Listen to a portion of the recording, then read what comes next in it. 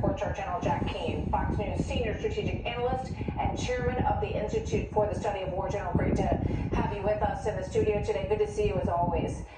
Let's look at the big picture. We just watched John Kirby talk about the movements of the Russian military and what we're sending, what we're not sending. Things are on the way, haven't arrived yet. Give us the big picture. What is the mission here? What's the U.S. strategy right now? Yeah, this is a great question. I think fundamentally the United States' underlying strategy in dealing with the war before it began and after it began is not to provoke Putin. It's an unstated strategy, but it is operating every single day.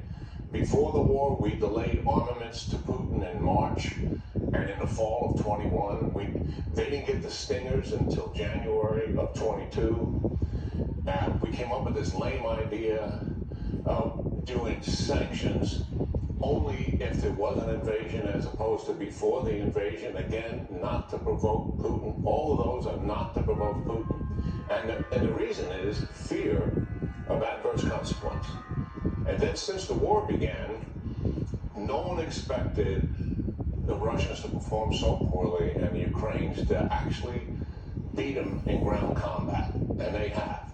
And now there's actually an advantage, an opportunity to win. There's a chance to win. It's not a given. And we have no strategy to do that. Why? Because we don't want to provoke Putin. I don't like saying this, but the facts are we don't want Putin to lose. We don't want Putin to lose because we're afraid that if he loses, there will be a provocative reaction on his part. So it explains why we're not all in on helping Zelensky win, who is begging for all of that help.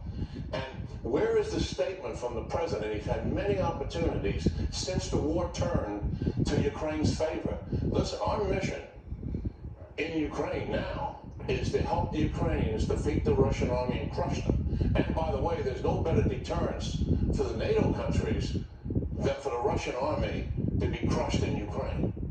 And we're going to give him everything he needs to see this through. There's no guarantee. Where is that conversation in those statements? We are hiding behind the fact that Putin, there's palpable fear in this administration that if Putin loses, he'll do something horrible. But if he wins, won't he do something more? Yeah. The fact, we believe that. I certainly believe that. I certainly believe at some point he would encroach on NATO. Listen, what the administration has got to get their head around is war is fundamentally a test of wills. And leaders have got to step up and overcome their fear of adverse consequence. And then they have to find the spine to have the perseverance to deal with all the obstacles and all the impediments that are in their way, preventing them from succeeding. And a lot of that has to do with who you are. Mostly what's in your heart is what I'm talking about here. And we just don't seem to have it. And that's why Zelensky is so frustrated. And I believe, because I had a great source that told me that up to 2 weeks ago, the administration was pressing Zelensky to make a deal. Cut a deal when he's doing counterattacks, when he's pushing the Russians back, when whole Russian units are being decimated. We're asking him to cut a deal.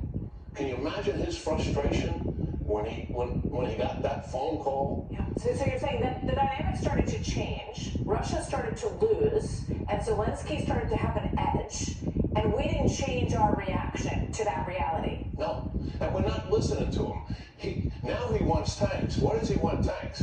He doesn't want tanks to stop a Russian assault. He wants tanks to lead in a counteroffensive, to take territory back, to destroy Russian units. He wants the MiGs to provide cover for him in doing that. And he wants the air defense systems to protect those MiGs who are supporting those ground attacks that he's conducting. And he's getting none of it. That sends a pretty clear message. And as you say, you believe that this administration is okay with Putin not losing, essentially. They're okay with that. Yeah, absolutely. Okay. They flatly are on that path. Jews, and they want a deal. And it's such a lost opportunity. And where is the passion rising out of you, watching thousands of people being killed and literally murdered by this barbarism that's on display by the Russian army? Let's go out there and destroy that barbarism once and for all. And Zelensky has the will to do it, and his troops have got the skill and the will. Give him the means to do it, and also give him the moral support. I mean, where's the patting on the back telling him, look, we're here, we're with you. What else do you need? General Jack Keane, thank you very much. You're Good to have you with us, sir. We'll get reaction to some of what the general said from